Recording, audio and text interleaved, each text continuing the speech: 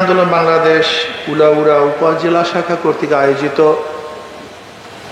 আজকের সম্মেলনের সম্মানিত সভাপতি সেরে তাজ, সম্মানিত ওলামায়ে কেরাম, নেতৃবৃন্দ, সকল স্তরের ইসলাম প্রিয় দেশপ্রেমিক ভাইয়ের আমার,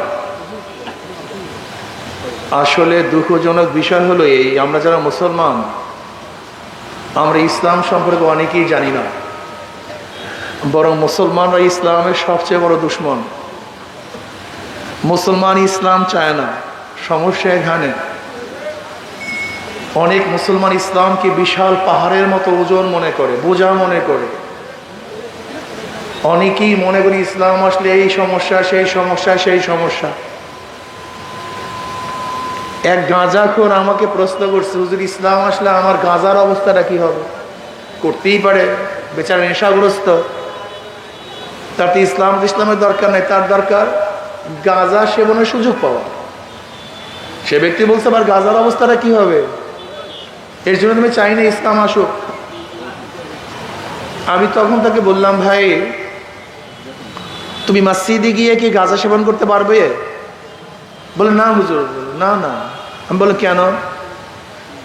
বলে হুজুর মসজিদ তো গাঁজা সেবনের পরিবেশ নাই, সেখানে গাঁজা সেবন করবো কিভাবে? আমি বললাম ইসলাম যদি রাষ্ট্র ক্ষমতায় যায় তাহলে গোটা বাংলাদেশটাই মসজিদের পরিবেশ হয়ে যাবে, যেখানে তোমাকে বাধা দেওয়ার দরকার নেই, শাসন করার দরকার নেই। পরিবেশের কারণেই তুমি কাজটা করবা না। কোনো সমস্যা আছে? না হুজুর, তা তো সমস্যা নেই। আমাদের দেশের অনেক মানুষই আদর্শহীন, নীতিহীন, চরিত্রহীন হয়ে গেছি আমরা, কিছু করার নাই। এ শাসকদের দোষ। যেই ঘরে বাপ মা ভালো, দেখবেন সেই ঘরটার বাচ্চারাও ভালো হয়। যেই ঘরের বাপ মা শাসন করে সেই বাচ্চাদের চরিত্র গঠন হয়। কিন্তু যেই বাড়ির বাপ মার চরিত্র ভালো থাকে না, সেখানে সন্তানরা ঘুরতে পারে না।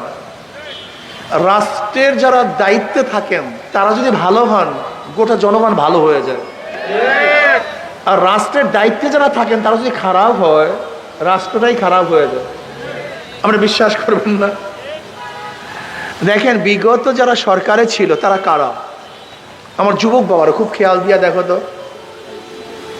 ৭১ আমরা স্বাধীন করেছিলাম, ভেবেছিলাম দুর্নীতি দূর হবে, বৈষম্য দূর হবে, জুলুম থাকবে না, অত্যাচার থাকবে না, অবিচার থাকবে না।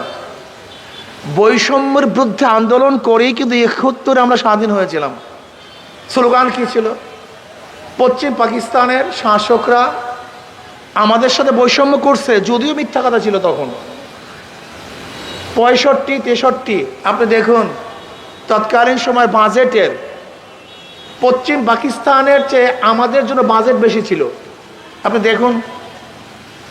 তারপর আমাদের স্লোগান কি ছিল? ওরা বৈষম্য করলে, ওরা আমাদেরকে চাকরি দেয় না, ওরা আমাদেরকে অধিকার প্রতিষ্ঠিত করে না। এর জন্য আমরা তাদের মধ্যে আন্দোলন করলাম, সংগ্রাম করলাম, দেশ স্বাধীন করলাম। কিসের জন্য? বৈষম্য দূর করার জন্য। কিন্তু ৭১ পরে আমরা কি দেখলাম? আবারও বৈষম্য, আবারও জুলুম, আবারও অত্যাচার, আবারও অবিচার। যেই পাকিস্তানিরা ভোটের অধিকার না দেওয়ার কারণে আসলে আমাদের অনেক যুবকরা জানিনি না ৭১ যুদ্ধ কেন হয়েছিল। আসলে ৭১ যুদ্ধটা হয়েছিল পাকিস্তানিরা আমাদের ভোটের অধিকার প্রতিষ্ঠিত করতে পারে নাই। আওয়ামী লীগ তৎকালীন সময় একক সংখ্যাগরিষ্ঠ লাভ করেছিল, তারা পুরো পাকিস্তানের ক্ষমতায় যাবে, কিন্তু পাকিস্তানিরা তখন ক্ষমতা প্রতিষ্ঠিত করছে না।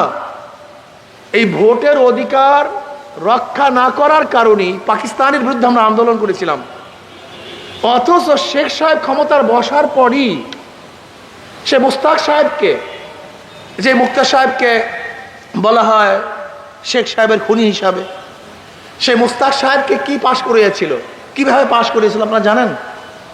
অধিকাংশ জানি না আমরা।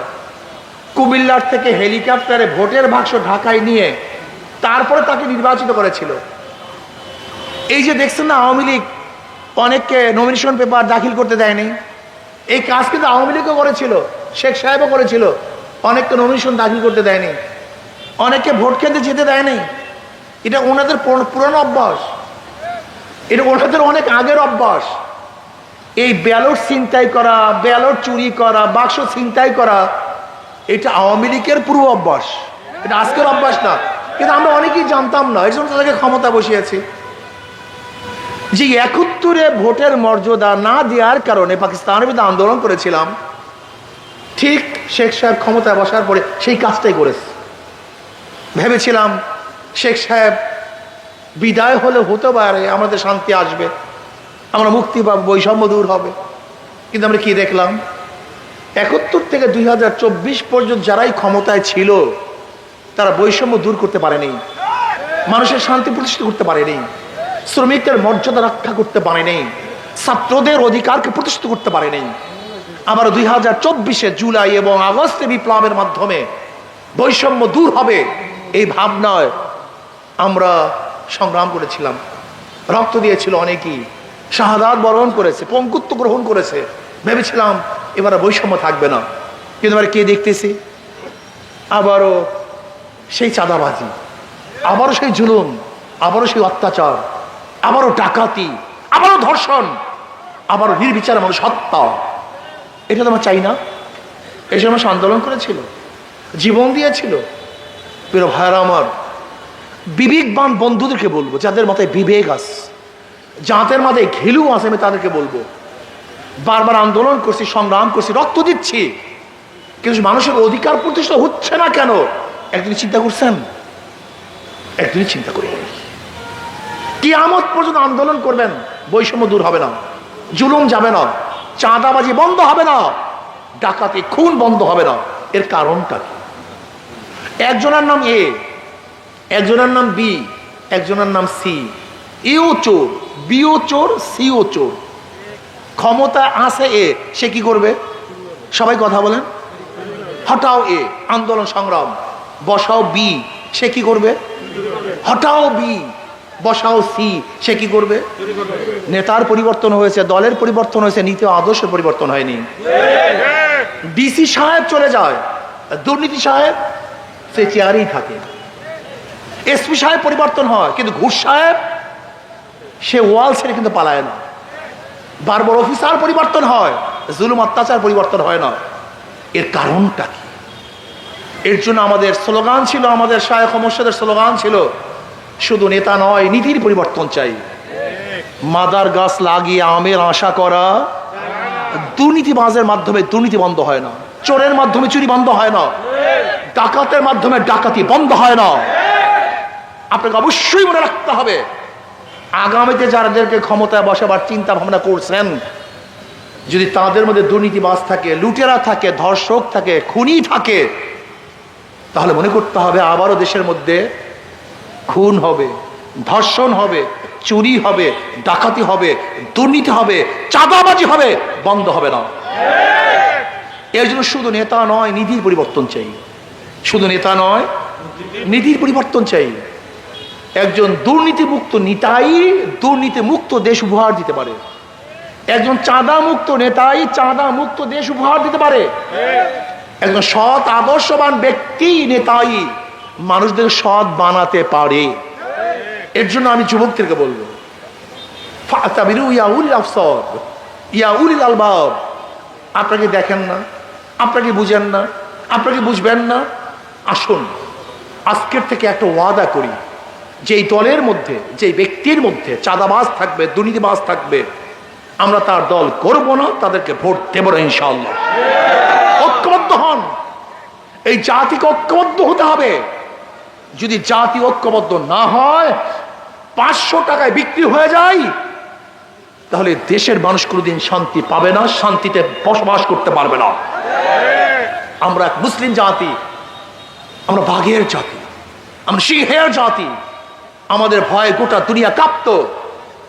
আজকে দেখছেন ভারত ভেবেছিল মাত্র 4 দিনই পাকিস্তানকে কুপকাত করে ফেলবে, ধ্বংস করে ফেলবে, কিন্তু এখন কেস কিচিপায় পড়ে গেছে, অবস্থা খুব খারাপ হয়ে গেছে। বিশ্বাস করেন, আমি ভারতকে থোড়াই কেয়ার করি, ভারত কোনোদিন আমাদের সাথে যুদ্ধে পারবে না, আগেও পারে নাই, এখনো পারবে না, ভবিষ্যৎ পারবে না ইনশাআল্লাহ। শুধুমাত্র আমরা ভারতকে ভয় করি। অনেকেই মনে করে যে আমরা ভারতের পেটের মধ্যে, আমি উল্টা বলি, ভারত আমাদের পেটের মধ্যে।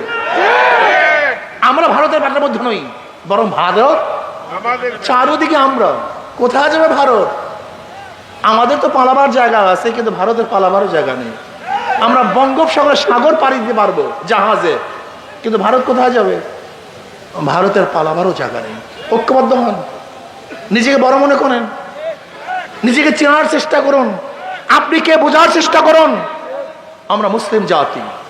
তু শাহিন হয়, পরওয়াজ হয় কাম তেরা, तेरे सामने आसमां भी है, दस्त दस्त है दुनिया भी नहीं सोरे हमने, बाहर जुल्मत में दौरा दिया घोरा हमने।